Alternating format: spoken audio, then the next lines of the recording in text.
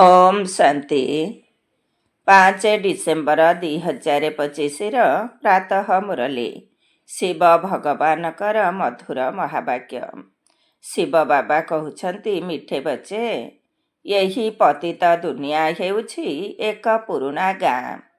ଏହା ତୁମମାନଙ୍କର ରହିବା ଯୋଗ୍ୟ ନୁହେଁ। ତୁମକୁ ଏବେ ନୂଆ ପବିତ୍ର ଦୁନିଆକୁ ଯିବାକୁ ହେବ। ଏହି ପତିତ ଦୁନିଆ ହେଉଛି ଏକ ପୁରୁଣା ଗାଁ।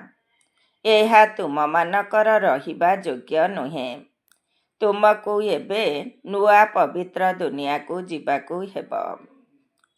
ଆଜିର ପ୍ରଶ୍ନ, ବାବା ନିଜର ସନ୍ତାନମାନଙ୍କର ଉନ୍ନତି ପାଇଁ କେଉଁ ଏକ ଯୁକ୍ତି ବତାଉଛନ୍ତି?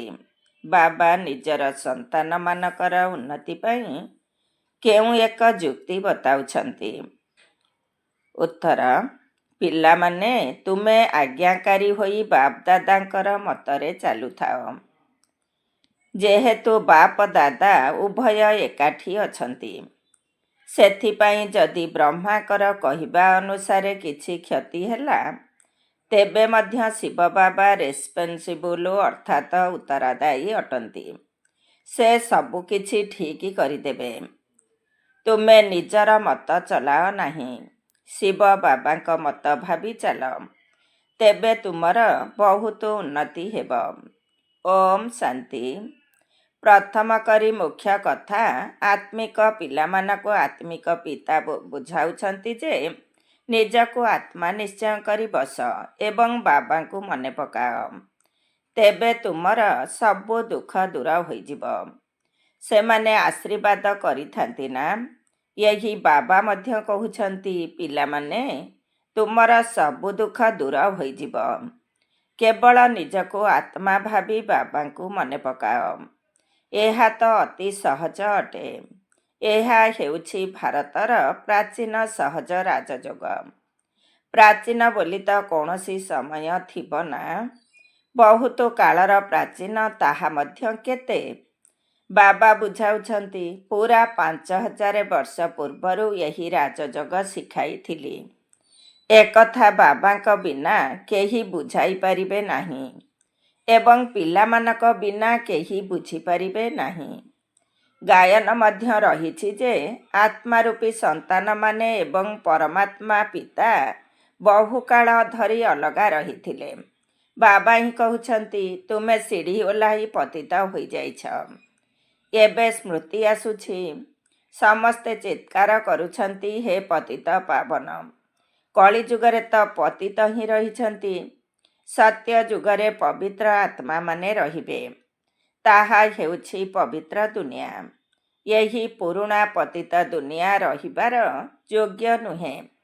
କିନ୍ତୁ ମାୟାର ପ୍ରଭାବ ମଧ୍ୟ କମ୍ ନୁହେଁ। ଏଠାରେ ଦେଖ, 125 ମହଲାର ବଡ଼ ବଡ଼ ଘର ତିଆରି କରୁଛନ୍ତି। ଏହାକୁ ମାୟାର ଆଡ଼ମ୍ବର କୁହାଯାଉଛି। ମାୟାର ପ୍ରଭାବ ଏପରି ଯେ ତୁମେ ସ୍ୱର୍ଗକୁ ଯିବାକୁ କହିଲେ କହୁଛନ୍ତି, ଆମ ପାଇଁ ଏହିଠାରେ ହିଁ ସ୍ୱର୍ଗ ରହିଛି। ଏହାକୁ ମାୟାର ଚମତ୍କାର କୁହାଯାଉଛି। କିନ୍ତୁ ତୁମେ ଜାଣିଛ, ଏହା ଏକ ପୁରୁଣା ଗାଁ ଅଟେ। ଏହାକୁ ନର୍କ କୁହାଯାଏ।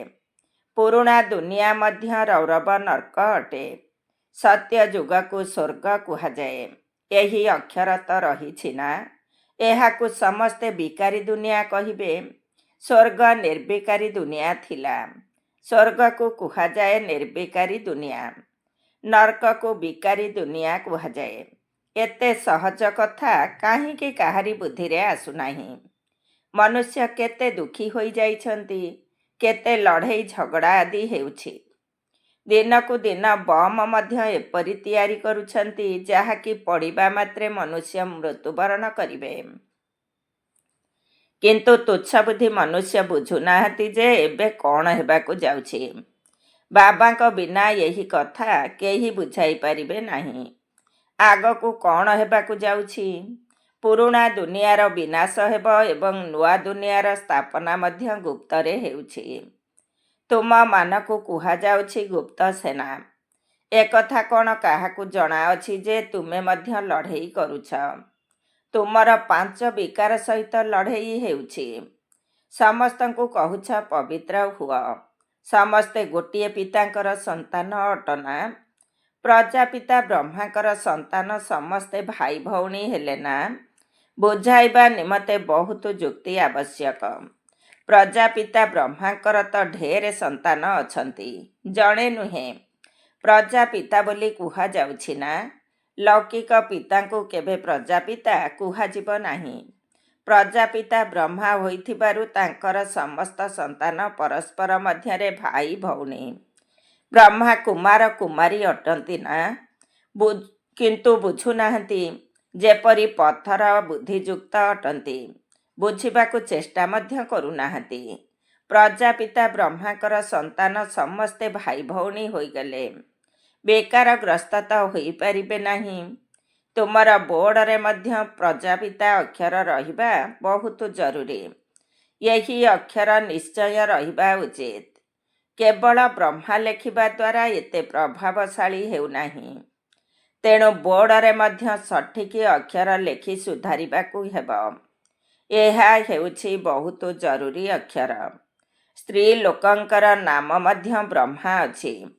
ନାମ ଯଦି ମନକୁ ନ ଆସୁଛି, ପୁରୁଷଙ୍କ ନାମ ମଧ୍ୟ ସ୍ତ୍ରୀମାନଙ୍କୁ ଦେଇ ଦେଉଛନ୍ତି। ଏତେ ନାମ ଆଣିବେ କେଉଁଠୁ? ଏସବୁ ଡ୍ରାମା ପ୍ଲାନ ଅନୁସାରେ ହେଉଛି। ବାବାଙ୍କର ବିଶ୍ୱସ୍ତ ଆଜ୍ଞାକାରୀ ହେବା କୌଣସି ମାଉସୀ ଘର କଥା ନୁହେଁ। ବାବା ଏବଂ ଦାଦା ଉଭୟ ଏକତ୍ର ଅଛନ୍ତି ନା? ବୁଝିପାରୁନାହାନ୍ତି ଯେ ଇଏ କିଏ। ସେଥିପାଇଁ ଶିବ ବାବା କହୁଛନ୍ତି, ମୋର ଆଜ୍ଞାକୁ ମଧ୍ୟ କେହି ବୁଝିପାରୁନାହାନ୍ତି।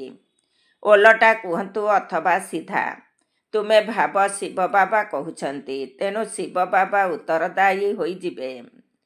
ଏହାଙ୍କ କହିବା ଦ୍ୱାରା କିଛି କ୍ଷତି ହେଲେ ମଧ୍ୟ ଶିବ ବାବା ଉତ୍ତରଦାୟୀ। ତେଣୁ ସବୁ ଠିକ୍ କରିଦେବେ। ଶିବ ବାବାଙ୍କର ହିଁ ମତ ବୋଲି ଭାବିଲେ ତୁମର ବହୁତ ଉନ୍ନତି ହେବ। କିନ୍ତୁ ଏକଥା ବହୁତ କମ ବୁଝୁଛନ୍ତି। କେହି ପୁଣି ନିଜ ମତରେ ଚାଲୁଛନ୍ତି। ବାବା କେତେ ଦୂରରୁ ଆସିଛନ୍ତି ତୁମକୁ ନିର୍ଦ୍ଦେଶ ଦେବା ପାଇଁ, ବୁଝାଇବା ପାଇଁ। ଆଉ କାହା ପାଖରେ ତ ଏହି ଆଧ୍ୟାତ୍ମିକ ଜ୍ଞାନ ନାହିଁ। ସାରାଦିନ ଏହି ଚିନ୍ତନ ଚାଲିବା ଉଚିତ। କ'ଣ ଲେଖିଲେ ମନୁଷ୍ୟ ବୁଝିବେ?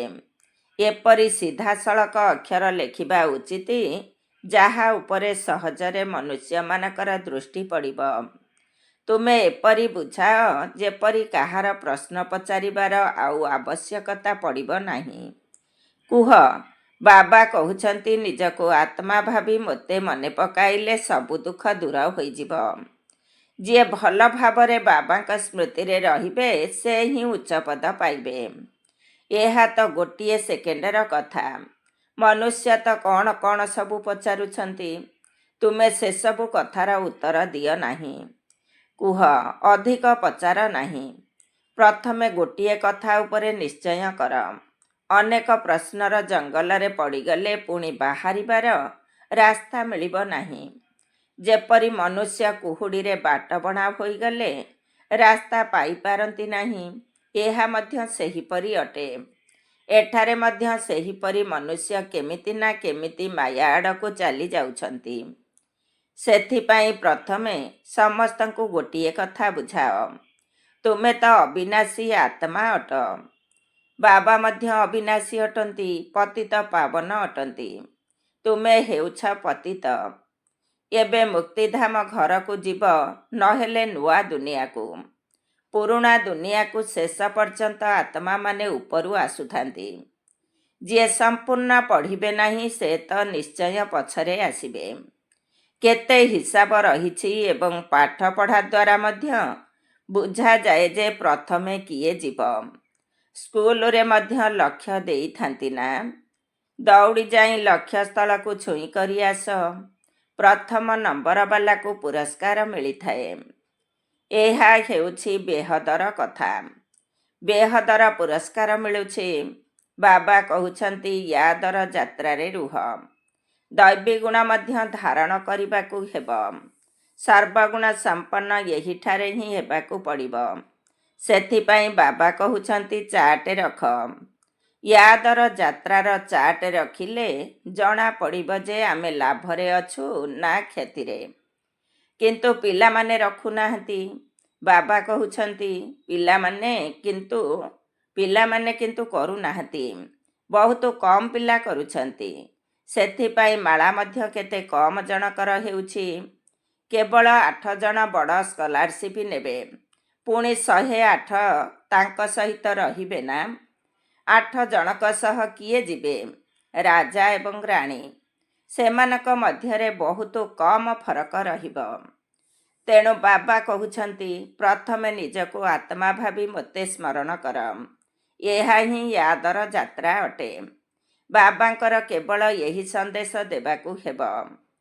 ତିକ୍ତିକି ଅର୍ଥାତ୍ ବେଶୀ କଥାବାର୍ତ୍ତା କରିବାର ଆବଶ୍ୟକତା ନାହିଁ। ମନ୍ମନା ଭବ। ଦେହର ସବୁ ସମ୍ବନ୍ଧ ଛାଡ଼ି ପୁରୁଣା ଦୁନିଆର ସମସ୍ତଙ୍କଠାରୁ ବୁଦ୍ଧିଯୋଗ ଛିନ୍ନ କରିବାକୁ ହେବ।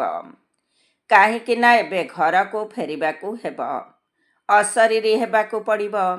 ଏଠାରେ ବାବା ସ୍ମୃତି ଦେଉଛନ୍ତି କି ପିଲାମାନେ ସାରାଦିନ ବିଲକୁଲ ମନେ ପକାଉ ନାହାନ୍ତି। ଶ୍ରୀମତରେ ଚାଲୁ ନାହାନ୍ତି। ବୁଦ୍ଧିରେ ପ୍ରବେଶ କରୁ ହିଁ ନାହିଁ। ବାବା କହୁଛନ୍ତି ନୂଆ ଦୁନିଆକୁ ଯିବାକୁ ହେଲେ ତମ ପ୍ରଧାନରୁ ସତ ପ୍ରଧାନ ହେବାକୁ ପଡ଼ିବ। ବାବା ଆମକୁ ରାଜ୍ୟ ଭାଗ୍ୟ ଦେଇଥିଲେ।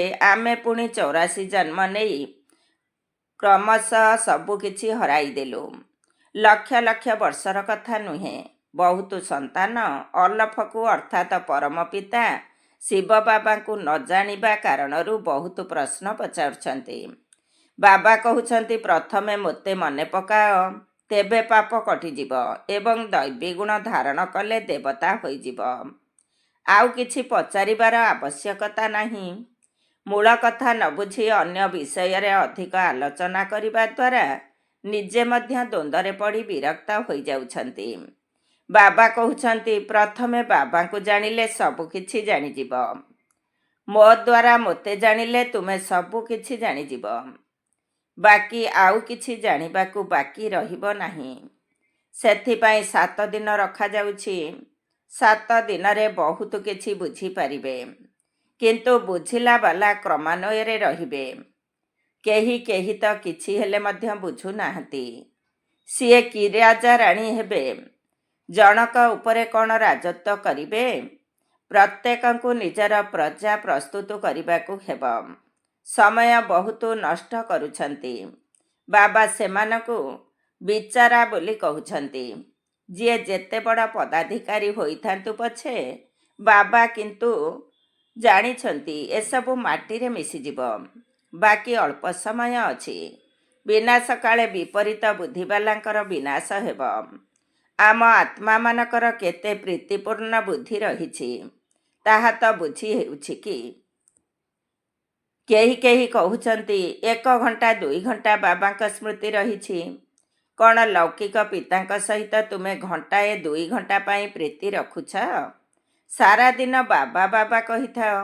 ଏଠାରେ ବାବା ବାବା କହିଲେ ମଧ୍ୟ ସେଭଳି ଗଭୀର ପ୍ରୀତି ନାହିଁ। ବାରମ୍ବାର କହୁଛନ୍ତି ଶିବ ବାବାଙ୍କୁ ମନେ ପକାଇ ଚାଲ। ଆନ୍ତରିକତାର ସହ ମନେ ପକାଇବାକୁ ହେବ। ଚାଲାଖି ଚଳିବ ନାହିଁ। ଅନେକ ଅଛନ୍ତି ଯିଏକି କହୁଛନ୍ତି ମୁଁ ଶିବ ବାବାଙ୍କୁ ବହୁତ ମନେ ପକାଉଛି। ତେବେ ତ ଉଡ଼ିବା ଦରକାର। ବାବା ବାସ୍ ଆମେ ଯାଉଛୁ ସେବା କରି। ବହୁତଙ୍କର କଲ୍ୟାଣ କରିବା ପାଇଁ ଆମେ ସେବା କରିବାକୁ ଯାଉଛୁ। ଯେତେ ଅନେକଙ୍କୁ ସନ୍ଦେଶ ଦେବ ସେତେ ୟାଦରେ ରହିବ। ଅନେକ କନ୍ୟାମାନେ କହୁଛନ୍ତି ବନ୍ଧନ ରହିଛି। ଆରେ ସାରା ଦୁନିଆର ତ ବନ୍ଧନ ରହିଛି। ବନ୍ଧନକୁ ଯୁକ୍ତିର ସହିତ କାଟିବାକୁ ହେବ। ବହୁତ ଯୁକ୍ତି ରହିଛି।